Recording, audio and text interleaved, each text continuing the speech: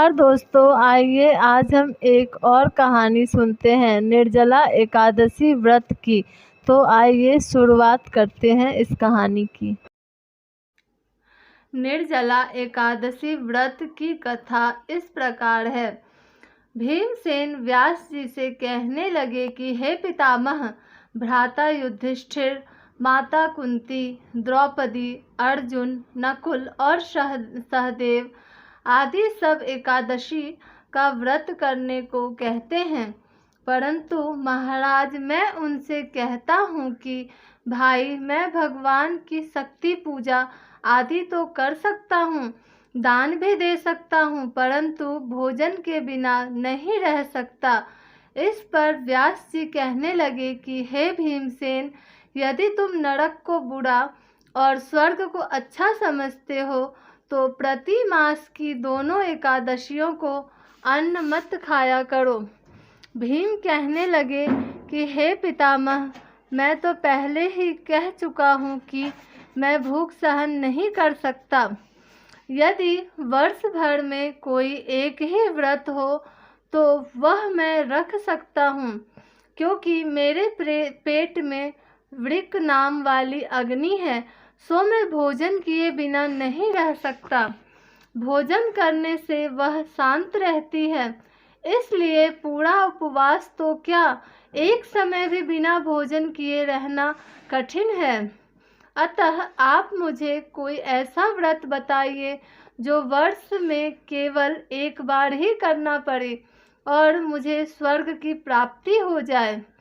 श्री व्यास जी कहने लगे कि हे पुत्र, बड़े बड़े ऋषियों ने बहुत शास्त्र आदि बनाए हैं, जिनसे बिना धन के थोड़े परिश्रम से ही स्वर्ग की प्राप्ति हो सकती है। इसी प्रकार शास्त्रों में दोनों पक्षों की एकादशी का व्रत मुक्ति के लिए रखा जाता है। व्यास जी के वचन सुनकर भीमसेन नरक में जाने के नाम से भयभीत हो गए और कांपकर कहने लगे कि अब क्या करूं? मास में 2 व्रत तो मैं कर नहीं सकता, हाँ, वर्ष में एक व्रत करने का प्रयत्न अवश्य कर सकता हूँ। अतः वर्ष में एक दिन व्रत करने से यदि मेरी मुक्ति हो जाए तो ऐसा कोई व्रत बताइए। यह सुनकर व्यास जी कहने लगे कि वृषभ और मिथुन की संक्रांति के बीच ज्येष्ठ मास के शुक्ल पक्ष की जो एकादशी आती है उसका नाम निर्जला है। तुम उस एकादशी का व्रत करो। इस एकादशी के व्रत में स्नान और आचमन के सिवा जल वर्जित है। आचमन में 6 मास से अधिक जल नहीं होना चाहिए, अन्यथा वह मद्यपान के सदृश हो जाता है। इस दिन भोजन नहीं करना चाहिए, क्योंकि भोजन करने से व्रत नष्ट हो जाता है। यदि एकादशी को सूर्योदय से लेकर द्वादशी के सूर्योदय तक जल ग्रहण न करे तो उसे सारी एकादशियों का व्रत का फल प्राप्त होता है। द्वादशी को सूर्योदय से पहले उठकर स्नान आदि करके ब्राह्मणों का दान आदि देना चाहिए। इसके पश्चात भूखे और सतपात्र ब्राह्मण को भोजन कराकर फिर आप भोजन कर लेना चाहिए। इसका फल पूरे 1 वर्ष की संपूर्ण एकादशियों के बराबर होता है। व्यास जी कहने लगे कि हे भीमसेन, यह मुझको स्वयं भगवान ने बताया है।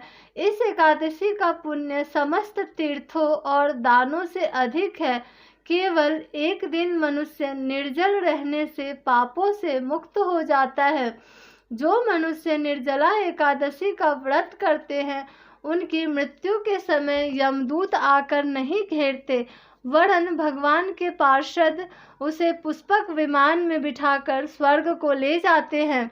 अतः संसार में सबसे श्रेष्ठ निर्जला एकादशी व्रत है, इसलिए यत्न के साथ इस व्रत को करना चाहिए। उस दिन ओम नमो भगवते वासुदेवाय मंत्र का उच्चारण करना चाहिए और गौदान करना चाहिए। इस प्रकार व्यास जी की आज्ञानुसार भीमसेन ने इस व्रत को किया। इसलिए इस एकादशी को भीमसेनी या पांडव एकादशी भी कहते हैं। निर्जला व्रत करने से पूर्व भगवान से प्रार्थना करें कि हे भगवान, आज मैं निर्जला व्रत करता हूँ, दूसरे दिन भोजन करूँगा। मैं इस व्रत को श्रद्धा पूर्वक करूँगा, अतः आपकी कृपा से मेरे सब पाप नष्ट हो जाएं। इस दिन जल से भरा हुआ एक घड़ा वस्त्र से ढककर स्वर्ण सहित दान करना चाहिए। जो मनुष्य इस व्रत को करते हैं उनको करोड़ों पल सोने के दान का फल मिलता है, और जो इस दिन यज्ञादिक करते हैं उनका फल तो वर्णन ही नहीं किया जा सकता। इस एकादशी के व्रत से मनुष्य विष्णु लोक को प्राप्त होता है। जो मनुष्य इस दिन अन्न खाते हैं वे चांडाल के समान हैं, अतः वे अंत में नरक में जाते हैं। जिसने निर्जला एकादशी का व्रत किया है वह चाहे ब्रह्म हत्यारा हो, मद्यपान करता हो, चोरी की हो या गुरु के साथ द्वेष किया हो, मगर इस व्रत के प्रभाव से स्वर्ग जाता है। हे कुंती पुत्र, जो पुरुष या स्त्री श्रद्धा पूर्वक इस व्रत को करते हैं उन्हें अग्रलिखित कर्म करने चाहिए। प्रथम भगवान का पूजन, फिर गौदान, ब्राह्मणों को मिष्टान व दक्षिणा देनी चाहिए तथा जल से भरे कलश का दान अवश्य करना चाहिए। निर्जला के दिन अन्न, वस्त्र, उपाहन आदि का दान भी करना चाहिए। जो मनुष्य भक्ति पूर्वक इस कथा को पढ़ते या सुनते हैं उन्हें निश्चय ही स्वर्ग की प्राप्ति होती है। Thanks for watching. Like, share and subscribe.